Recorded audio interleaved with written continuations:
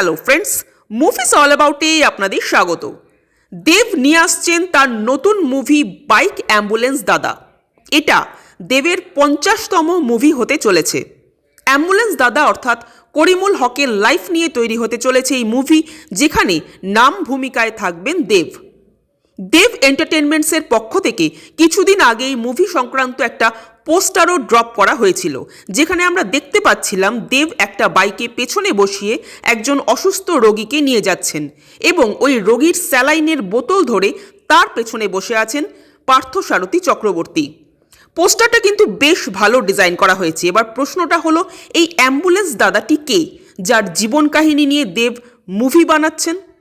পশ্চিমবঙ্গের জলপাইগুড়ির বাসিন্দা হলেন এই অ্যাম্বুলেন্স দাদা, যার নাম করিমুল হক। কোনো এক রাতে করিমুল বাবুর মার হার্ট অ্যাটাক হয়। হাজার চেষ্টা করেও সময় মতো তিনি কোনো অ্যাম্বুলেন্স জোগাড় করতে পারেননি, ফলে তার মার মৃত্যু ঘটে। এই ঘটনার দ্বারা করিমুল বাবু এতটাই আঘাতপ্রাপ্ত হন যে তিনি ঠিক করেন যে তার মার সাথে যা ঘটেছে তিনি অন্য কারোর সাথে আর সেই জিনিস ঘটতে দেবেন না। এরপর তিনি নিজের বাইকটাকেই অ্যাম্বুলেন্সের মতো ব্যবহার করতে শুরু করেন এবং গ্রামের কাউকে হসপিটালে নিয়ে যাওয়ার প্রয়োজন পড়লে তিনি নিজের বাইকে করেই তাকে হসপিটালে পৌঁছে দেন। এইভাবেই তিনি প্রায় 6000 মানুষকে এখনও পর্যন্ত সাহায্য করেছেন এবং এই কাজটা তিনি করে থাকেন সম্পূর্ণ বিনামূল্যে।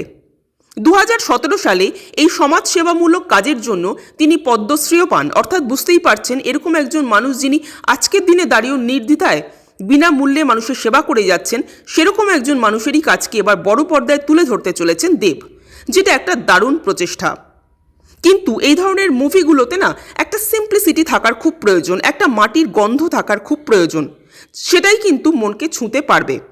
দেব আছে বলেই সেটাকে লার্জার দ্যান লাইফ করে তোলা, সেটা যেন না হয়। এনিওয়ে, ছবিটা কি হবে, কীরকম হবে সেটা তো সময় বলবে। আমার কিন্তু পোস্টারটা বেশ ভালো লাগলো। আপনাদের পোস্টারটা কেমন লেগেছে কমেন্ট করে জানাবেন। আর আমাদের ভিডিও ভালো লেগে থাকলে প্লিজ লাইক, শেয়ার, সাবস্ক্রাইব করতে ভুলবেন না।